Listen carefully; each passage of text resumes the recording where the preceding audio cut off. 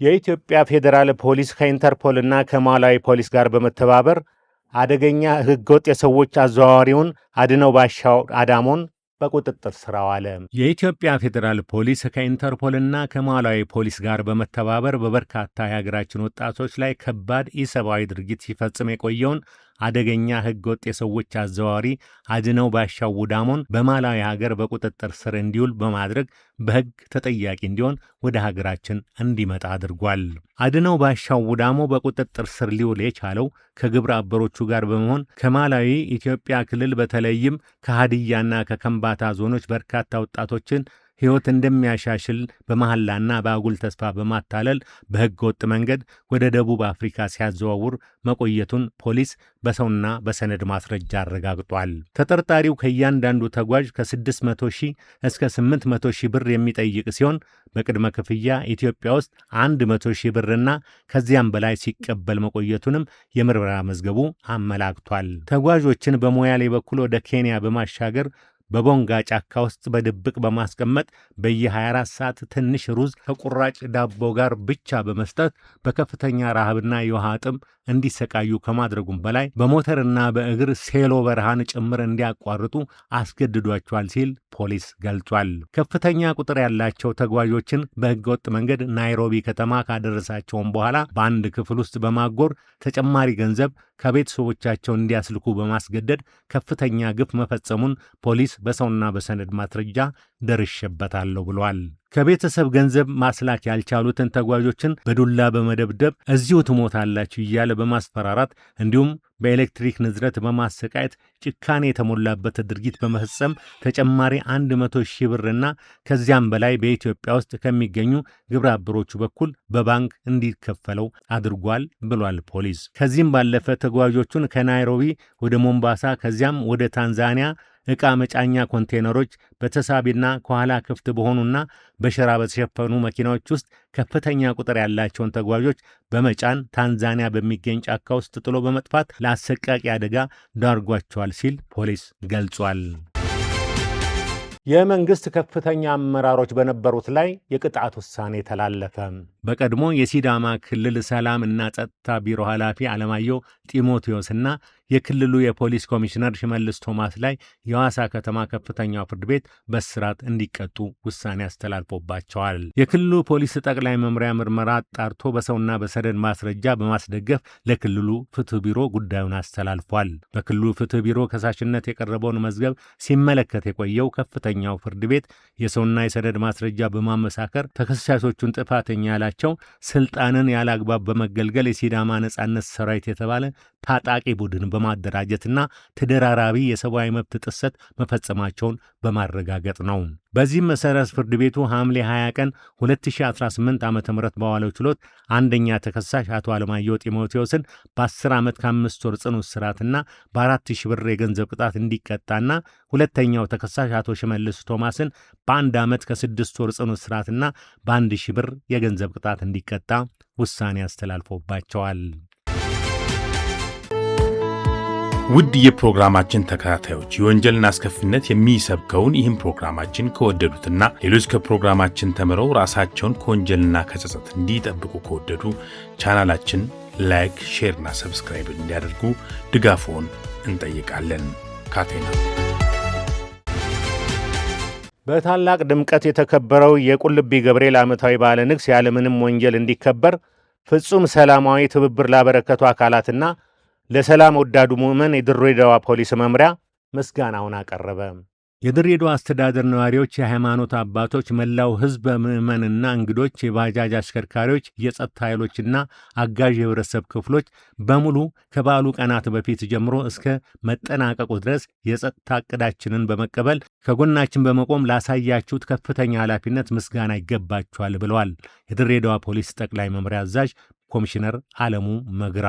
ሁሌም ከፖሊስ ጎን ተለይቶ የማያውቀው ህዝባችንና ምዕመኑ ሰላም ወዳድ በመሆኑ አንድነቱን የበለጠ አጠናክሮ ወንድማዊ ፍቅሩና በአብሮነት የመኖር የቆየ ሴቱን አስጠብቆ የሚቀጥል መሆኑን በድጋሚ ያወጀበት ከተማችን ድሬዳዋም የሰላምና የፍቅር ከተማ መሆኗን ይበልጥ ያረጋገጠበት ታላቅ ክስተት ሆኖ በፍጹም ሰላምና ደስታ በዓሉን አሳልፎ ህዝበ ምዕመኑ በሰላም ወደ የመጣበት ተሸኝቷል ብለዋል በመልእክታቸው የድሬዳዋ ፖሊስ ጠቅላይ መምሪያ አዛዥ።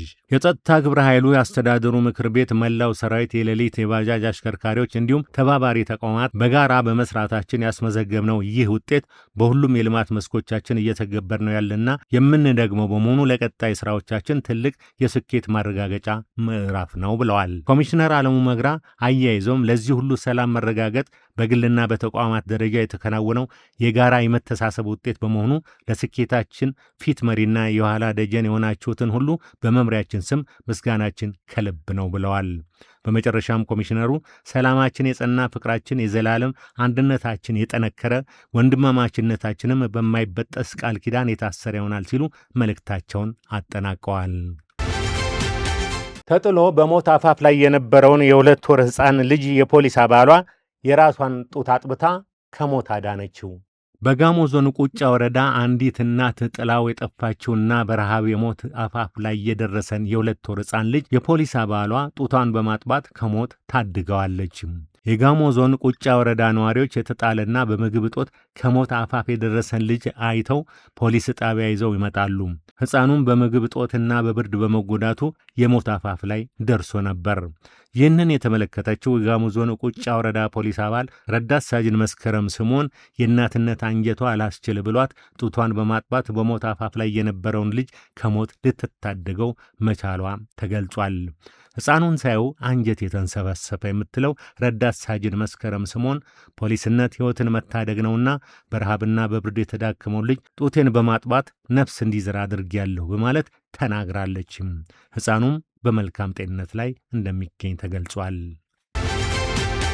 የወደዳትን ሴት ለማግባት ሲል ከቀድሞ ትዳሯ ያፈራቻቸውን 2 ሕፃናት የገደለው ተከሳሽ በሞት እንዲቀጣ ተፈረደበት። በምስራቅ ቦረና ዞን ወላቦ ወረዳ ነዋሪ የሆነው የ62 ዓመቱ ሶፊያን አደም ከቀድሞ ትዳሯ 2 ወንድ ልጆች ካሏት ሴት ጋር ይተዋወቃል። በሚገባ ከተቀራረቡም በኋላ ለትዳር እንደሚፈልጋት ገልጾ መግባባት ደረጃ ላይ ይደርሳሉ። ይሁን እንጂ ተከሳሹ ከቀድሞ ትዳሩ የተገኙ 2 ልጆች የግድ ከነሱ ጋር መኖር እንደማይችሉ አስረግጦ ይነግራታል። እናት ልጆቿን ላለመለየት መወሰን ባለመቻሏ ተከሳሽ የራሱን እርምጃ ለመውሰድ ይወስናል። አቅዶም ተዘጋጅቶም ስለታም ጩቤ በመያዝ ወላጅ እናት ባለችበት ሕፃናቱ በተኙበት የ5 እና የ2 ዓመት ዕድሜ ያላቸውን ሕፃናት በጭካኔ ሊገድላቸው ችሏል። ይህን ድርጊት ሲፈጽም የተመለከተችው የሕፃናቱ እናትም ራሷን መቆጣጠር አቅቷት አእምሯን ስታ ትወድቃለች።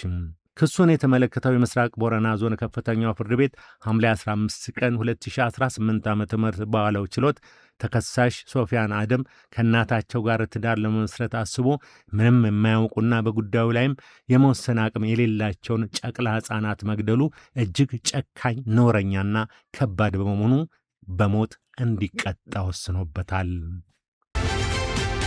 በቢሾፍቱ የኢትዮ ቴሌኮም የመሠረተ ልማት አውታር ላይ ዘረፋ የፈጸሙ ግለሰቦች በእስራት ተቀጡ። በቢሾፍቱ ከተማ አስተዳደር ጨለለቃ ክፍለ ከተማ ውስጥ በኢትዮ ቴሌኮም የመሠረተ ልማት አውታር ላይ ዘረፋ የፈጸሙ 2 ግለሰቦች በእስራት እንዲቀጡ ተወስኖባቸዋል። የከተማው አቃቢ ሕግ ጽሕፈት ቤት እንዳስታወቀው ተከሳሾች ሃሮን ዮሴፍና ተገኔ ተሾመ የኢትዮ ቴሌኮም ንብረት የሆኑ የሲሲቲቪ ኬብሎችን ከምሽቱ 7 ሰዓት ላይ ዘርፈው ሊሰወሩ ሲሉ በቁጥጥር ስር ውለዋል።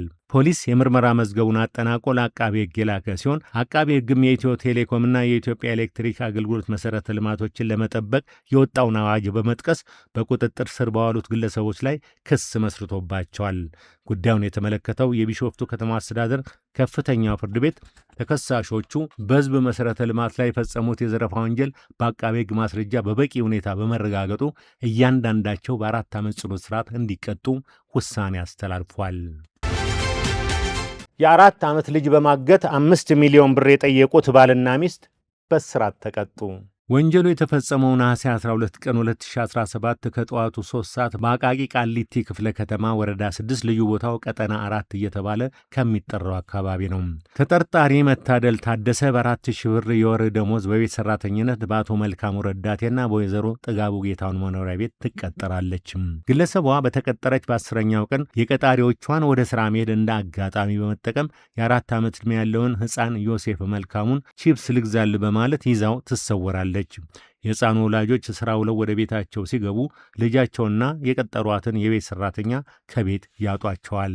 የቤት ሠራተኛዋ የትዳር አጋር የሆነው ግለሰብ ወደ ሕፃኑ ወላጅ አባት ስልክ በመደወል ልጅህን አግተነዋል፣ 5 ሚሊዮን ብር አምጣ ብሎ ስልኩን ይዘጋል። ይህ ልጃቸው መታገት ተደውሎ የተነገራቸው ወላጆች አባትና እናትም ለአዲስ አበባ ፖሊስ ዋና ጠቅላይ መምሪያ ያመለክታሉ።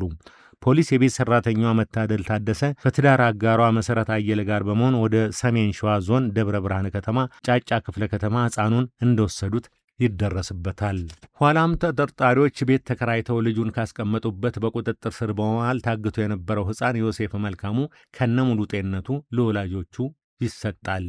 የፌዴራል ከፍተኛው ፍርድ ቤት አንደኛ ወንጀል ችሎት ተከሳሾቹ ጥፋተኛ ሆነው በማግኘቱ አንደኛ ተከሳሽ መታደል ታደሰ በ8 ዓመት ከ4 ወር፣ ሁለተኛ ተከሳሽ መሠረት አየለ ደግሞ በ7 ዓመት ከ9 ወር ጽኑ እስራት እንዲቀጡ ወስኖባቸዋል። የፈታዋትን ሚስቴን እንዴት ታገባታለህ በሚል የግድያ ወንጀል የፈጸመው ግለሰብ በእስራት ተቀጣ። በካፋ ዞን ዴቻ ወረዳ በቂም በቀል በመነሳት የግድያ ወንጀል የፈጸመው ግለሰብ በእስራት መቀጣቱ ተገልጿል። የደቡብ ምዕራብ ኢትዮጵያ ሕዝቦች ክልል ፖሊስ እንደገለጠው ተከሳሽ አብዲሳ አጥቦ የተባለ ሲሆን የግል ተበዳይ የሆነውን ግለሰብ እኔ የፈታዋትን ሚስት አንተ እንዴት ታገባታለህ በሚል ጫካ ውስጥ ተደብቆ በመጠበቅና በመደብደብ የግድያ ወንጀል መፈጸሙ ተነግሯል። ፖሊስ በሰውና በአስክሬን ምርመራ ውጤት መዝገቡን በማደራጀት ክስ እንዲመሰረት ለዞኑ አቃቤ ሕግ ይልካል።